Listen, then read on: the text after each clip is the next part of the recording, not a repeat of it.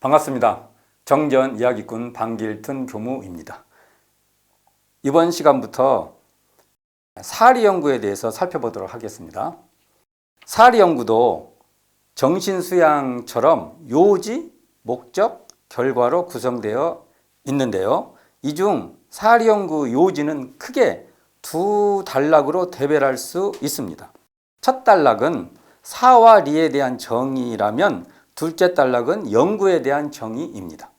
그리고 첫 단락은 다시 사와 이로 세분할 수 있는데요. 결국 이걸 종합해보면 크게 두 가지로 대별할 수 있고요. 이걸 더 세분하면 세 단락으로 구분할 수 있다는 것입니다. 편의상 세 단락으로 구분해 보겠습니다. 첫 단락은 사라 함은 인간의 12이해를 이름이요라면 둘째 단락은 이라 함은 곧 천조의 대소유물을 이름이니 대라 함은 우주만유의 본체를 이름이요 소라 함은 만상이 형형색색으로 구별되어 있음을 이름이요 유무라 함은 천지의 추나추동 사시순환과 풍운으로 상설과 만물의 생로병사와 흥망성쇠의 변태를 이름이며 이고 자 셋째 단락은 영구라 함은 사리를 연마하고 궁구함을 이름이라 이렇게 세 단락으로 구분해 볼 수 있다는 것입니다. 오늘은 이 세 단락 중에서 첫째 단락인 사라함은 인간의 12해를 이름이요를 살펴보겠습니다.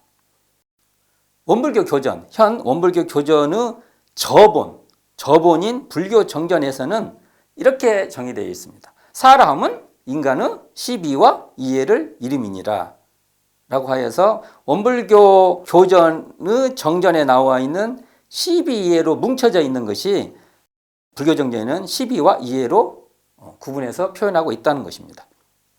자, 일사자인 사는 인간의 12이해라 정의하고 있습니다. 여기서 이제 인간은 사람 사이죠. 사람 사이. 그러니까 사람과 사람 사이의 관계에는 뭐가 따른다고요? 12이해가 따르기 마련이다 라고 말할 수 있습니다.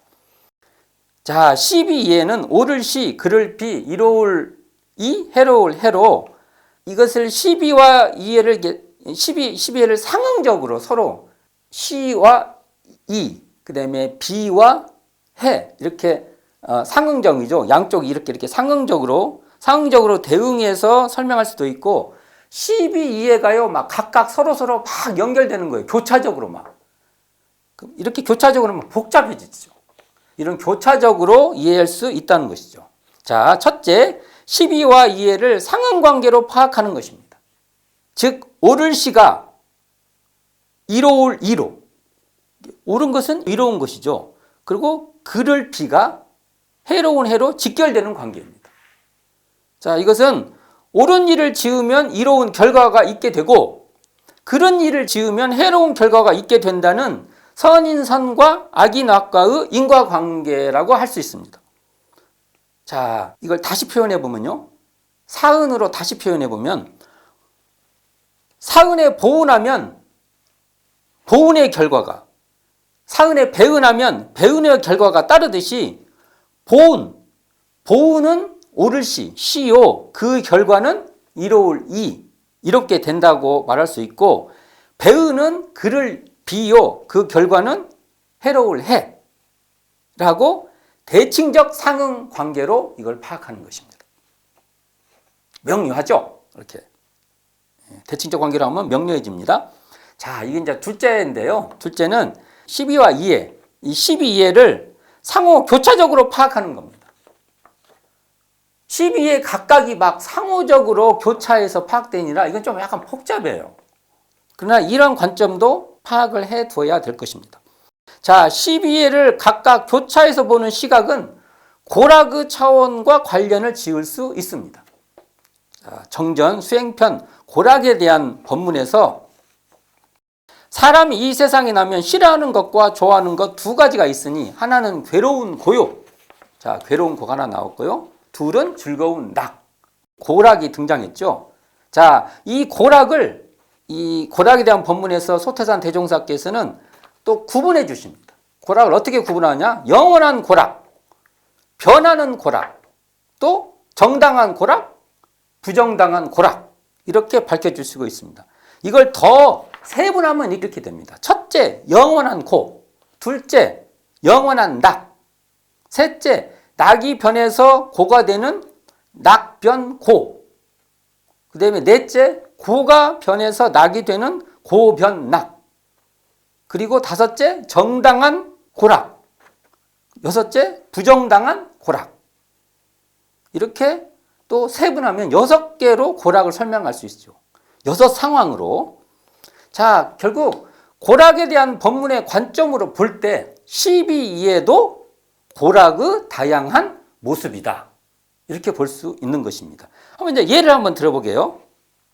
정당한 고다고 말할 때 정당한 고. 정당한 고는 현 상황은 괴로운 상황이지만 이 상황은 결국 옳은 방향으로 진행된다는 시각으로, 즉 해로울 해에서 오를 시로 전개되어 이로울 이가 되리라는 상황인식입니다.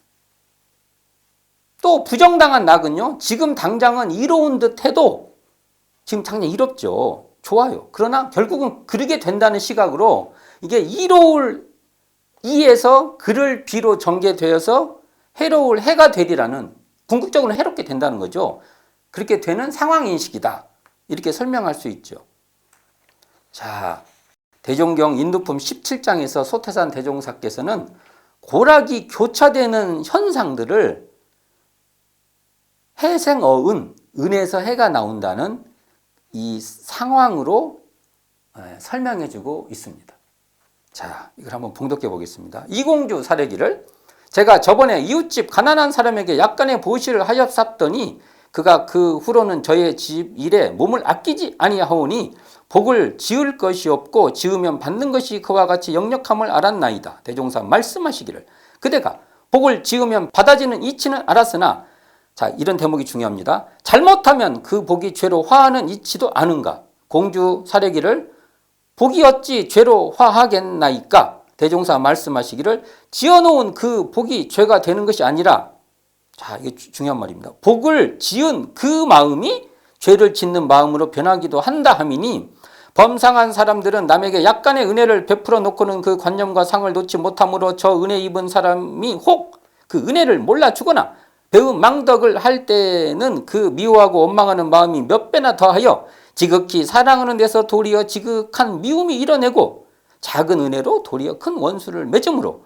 선을 닦는다는 것이 그 선을 미룰 수 없고 복을 짓는다는 것이 죄를 만드는 수가 허다하나니, 그러므로 달마께서는 응용무념을 덕이라 한다 하셨고 노자께서는 상덕은 덕이라는 상이 없다 하셨으니, 공부하는 사람이 이 도리를 알고 이 마음을 응용하여야 은혜가 영원한 은혜가 되고 복이 영원한 복이 되어 천지로 더불어 그 덕을 합하게 될 것이니, 그대는 그 상없는 덕과 변함없는 복을 지키에 더욱 꾸준히 힘쓸지어다.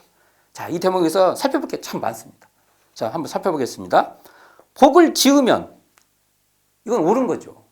복을 받아지는 이치가 있다는 거. 그래서 결국 이롭게 된다는 거지 않습니까?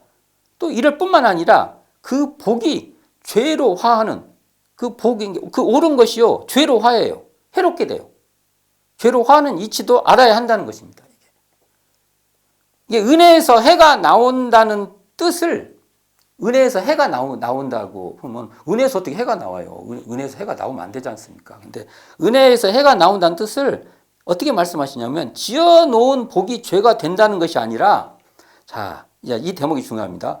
복을 지은 그 좋은 마음, 그게 이제 옳은 거죠. 옳을 시가 되죠.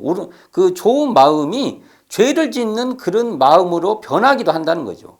죄를 짓는 안일비죠. 그 아닌 마음이 된다는 것이죠. 즉 은혜 입은 좋은 상황, 이롭죠. 이로운 상황에서 그 은혜를 몰라주거나 배은망덕을 할 때면 미워하고 원망하는 해로운 마음, 이게 해가 되죠. 미워하고 원망하는 그런 해로운 마음이 몇 배 더하여 사랑하는 데서, 사랑하는 것이 옳은 거죠. 도리어 미움, 그런 것, 미움이 일어나고 작은 은혜, 그 이로운 데서 도리어 큰 원수, 해로운 것, 해롭게 맺게 되어 복을 짓는 것, 복을 짓는 것은 옳은 것인데 이 복을 짓는 것이 죄를 만드는 수가 그런 것, 죄라는 그런 것, 만드는 수가 허다하게 된다는 것입니다. 이걸 또 다양하게 설명할 수 있죠. 그러니까 이 해생어은, 은혜에서 해가 나온다는 이 현상을 통해서 은혜와 해도 그 12이해가 상호 교차적으로 막 전개되는 것을 그런 관점으로 설명할 수 있다라는 거 보시죠. 또한 여기 뒤에 부분 이렇게 나와요. 항상 오를 시이면서, 항상 오라요. 그러면서라도 항상 이로울 이로 전개되는 것. 이게 뭐냐면 영원한 은혜, 영원한 복, 영원한 낙이라고 말씀하시면서 이러한 영원한 은혜와 영원한 복과 영원한 낙 지키기에 꾸준히 힘쓰라는 것이죠. 그러기 위해서는 어떻게 해야 된다요? 응용에 무념해라는 겁니다. 응용에 무념하는 것이 항상 옳고 항상 이로운 것이 되겠죠. 자, 이처럼 12예를 교차적으로 대응시키면 다양한 상황이 전개됩니다. 좀 복잡하지만 또 이런 차원도 고락의 차원에서 설명해 볼 수 있다는 거죠. 고락에 대한 법문의 그 상황의 변화 있지 않습니까? 그럴 수 있다는 거죠. 몇 가지 상황을 또 예시해 보면 정당한 고는 해로울 해에서 오를 시로 가는 그러한 격이라고 한다면 부정당한 낙은 이로울 이에서 그를 피로 가는 그러한 그 격이다. 또 정당한 낙은 오를 시에서 이로울 이의 격이다. 또 영원한 낙은 이로울 이이면서 또 이것이 오를 시로 전개되는 것이다. 낙변고는 이로운 데서 해로운 것으로 전개되고 고변낙은 해로운 데서 이로움으로 전개되는 격이다. 부정당한 고는 안일비에서 해로울 해. 아니면서라도 궁극적으로 또 해롭게 되는 거예요. 또 영원한 고는 해로운데 또 그것은 궁극적으로 계속 아닌 짓이에요. 안일비예요. 이런 그 교차적 관계로 시비와 이해를 전개해 보면은 다양한 고락의 상황들이 전개될 것입니다. 결국 시비 이해는 시와 이, 비와 해를 명료하게 상응시키는 거죠. 그러니까 옳은 것은 이롭고 그른 것은 해로운 이런 상응적 대응 관계로 대응의 인과관계로 파악하는 것이라면 12의 각각을 서로 교차적으로 다양하게 대응시키는 고락관계로 파악할 수도 있다는 것입니다. 자, 어찌 파악을 하든 이렇게 12예를 밝히는 것은 12예를 초월하여 12예에 매몰되지 않는 가운데 12예를 분명하게 밝히기 위해서라는 겁니다. 자, 여기서 한 가지 고려할 사항이 있는데요. 12예를 바라보는 태도입니다. 12예를 옳으냐 그러냐는 정의의 시각 또는 이롭냐 해롭냐는 이해의 관점으로만 이해할 것이 아니라 이 12의 이해의 그 뜻을 뭐 우리가 그냥 선한 약하라는 윤리적 차원을 뿐만 아니라 아름답고 추하냐는 어떤 그 미학적 시각 또 이게 강한 것이냐 강하게 우리가 정말 튼튼하게 강하게 되는 것이냐 라는 그런 시각 이게 사실적인 것이냐 라는 시각 등 또 기타 경제적, 정치적, 사회적 등의 시선으로까지 확장되어서 12예를 이해해야 될 것이라고 봅니다. 왜냐하면 세상은 다양한 가치와 또 다변하기 때문이라고 볼 수 있습니다.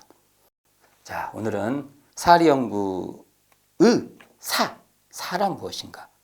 예, 사리연구 사인 인간의 12예에 대해서 살펴보았습니다. 감사합니다. 지금까지 정전이야기꾼 방길튼 교무였습니다.